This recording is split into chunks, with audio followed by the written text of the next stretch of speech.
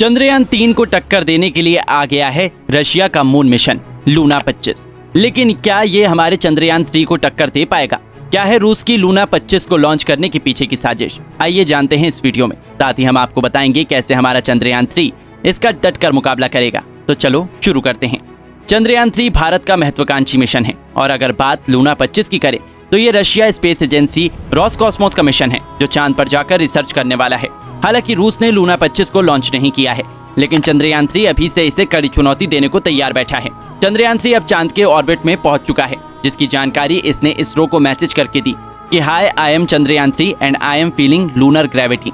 Message के time ये चांद से 14,000 किलोमीटर दूर था, लेकिन अगले 3 दिनों में ये चंद्रमा से केवल 1400 किलोमीटर दूर है। आप इससे अंदाजा लगा सकते हो कि चंद्रयान 3 कितनी तेजी से आगे बढ़ रहा है। इसकी स्पीड बूस्ट करने के लिए इसरो अब तक 3 बार चंद्रयान 3 का लूनर ऑर्बिटर मैनुअल कर चुका है और इस मैनुअल की वजह से चंद्रयान 3 16 अगस्त तक चंद्रमा के 100/100 के दायरे में आ जाएगा, जिससे अगले दिन लैंडर मैनुअल प्रोपल्शन मॉड्यूल से अलग हो जाएगा और फिर बस कुछ और दिनों का इंतजार और हमारा चंद्रयान 3 चंद्रमा की सतह पर सॉफ्ट लैंडिंग करके इतिहास रच देगा। लेकिन जैसे चंद्रयान 3 लूनर ग्रेविटी को महसूस कर रहा है, वैसे इसरो भी रोसकॉस्मोस से कंपटीशन को महसूस कर रहा है। इसलिए वो चंद्रयान 3 के मैनुअल में परिवर्तन करके जल्द से जल्द चांद पर पहुंचना चाहता है। अब तक सब सही चल रहा है, लेकिन सबसे कठिन समय वो होगा जब ये चांद की सतह के 100/30 के दायरे में होगा, क्योंकि इस टाइम पर लैंडर हॉरिजॉन्टल होगा, जबकि चंद्रमा की सरफेस पर उतरने के लिए इसका वर्टिकल होना जरूरी है। ये एक बहुत ही कॉम्प्लिकेटेड मैनुअल है और इसका सही होना लगभग 25% ही पॉसिबल है। यही वजह है कि जब चंद्रयान 2 चंद्रमा पर पहुंचा था तो इसे हॉरिजॉन्टल से वर्टिकल करने में काफी फ्यूल वेस्ट हो गया था। लेकिन इस बार ऐसी कोई सिचुएशन ना आए, इसलिए इसरो ने अलग टेक्नोलॉजी का इस्तेमाल किया है। इसरो चीफ ने बताया था कि अगर चंद्रयान 3 के सारे सेंसर भी फेल हो जाएं, तब भी ये अपने स्ट्रॉन्ग एल्गोरिथम की वजह से सरफेस पर आसानी से उतर जाएगा। इसलिए कहा जा रहा है कि इस बार चंद्रयान 3 एक हार्ड टू फेल मिशन है। वहीं अगर किसी मिशन की लैंडिंग की बात करें तो उसके लिए सबसे जरूरी होता है ओरिएंटेशन। इसलिए ये देखा जा रहा है कि चंद्रयान 3 अभी किस ओरिएंटेशन में है, क्योंकि जब चंद्रयान 3 चंद्रमा की धरातल के 100/30 के दायरे में आ जाएगा, तब चांद अपनी पूरी ग्रेविटी के साथ इसे अपनी तरफ खींचेगा, जिससे यह सतह पर गिरने लगेगा। इसलिए तो साइंटिस्ट बता रहे हैं कि चंद्रयान 3 जिस स्पीड से अभी बढ़ रहा है, जब ये चंद्रमा की सतह पर पहुंच जाएगा तो इसकी स्पीड को बहुत कम किया जाना पड़ेगा, नहीं तो ये चंद्रयान 2 की तरह क्रैश हो जाएगा। चंद्रयान 3 की स्पीड कम करने को ही डीबूस्टिंग कहा जा रहा है और अब साइंटिस्ट का पूरा ध्यान चंद्रयान 3 की डीबूस्टिंग और डी ऑर्बिटिंग करने पर ही है।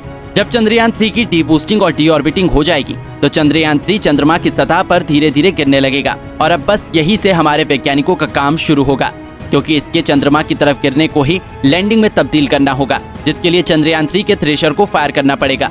लेकिन इन थ्रेशर को इस तरीके से फायर किया जाएगा जिससे गिरने की स्पीड स्लो हो जाए। लेकिन थ्रेशर के फायर करने के बाद भी चंद्रयान 3 की स्पीड तभी स्लो होगी जब लैंडर सही ओरिएंटेशन में रहेगा, यानी इसका उस टाइम पर वर्टिकल होना जरूरी है, तभी ये काम कर पाएंगे।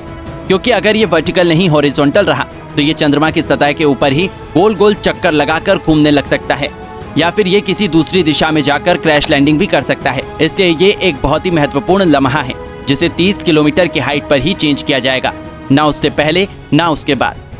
लेकिन अगर चंद्रयान 3 चंद्रमा की सतह के ऊपर ही गोल गोल घूमने लगा तो फिर बहुत बड़ी समस्या हो सकती है। आप इसे पैराशूट के एग्जाम्पल से समझ सकते हो। अगर कोई आदमी पैराशूट में हो और उसके पैराशूट के धागे आपस में उलझ जाएं, जिसकी वजह से पैराशूट हवा में ही गोल गोल घूमने लगे, तो उस टाइम पर वो आदमी अपने दिमाग और अपने हाथों का इस्तेमाल करके उन धागों को सुलझाता है, जिसके बाद में पैराशूट फिर से आसानी से नीचे उतर सकता है।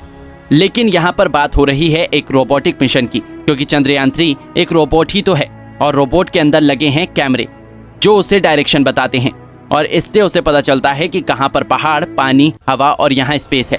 हालांकि इसमें सेंसर लगे हैं, लेकिन सेंसर पहले तो कैमरे में रिकॉर्ड करते हैं, फिर उसका आर्टिफिशियल माइंड सब कैलकुलेट करता है और उसके बाद में ही कोई एक्शन ले पाता है।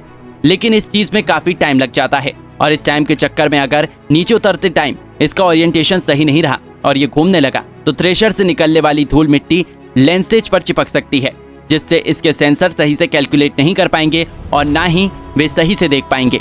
पर इस संभावना का इसरो को पहले से ही पता था, इसलिए उन्होंने इसके सेंसर को इतना मजबूत बनाया है कि अगर सभी सेंसर खराब भी हो गए तो भी ये एल्गोरिथम की मदद से आसानी से लैंड कर पाएगा। वैसे आपको क्या लगता है, क्या हमारा चंद्रयान 3 लूना 25 को बीट कर पाएगा? हमें कमेंट करके जरूर बताना। साथ ही अगर वीडियो पसंद आया हो तो इसको लाइक करके हमारे चैनल को सब्सक्राइब करना बिल्कुल ना भूलें।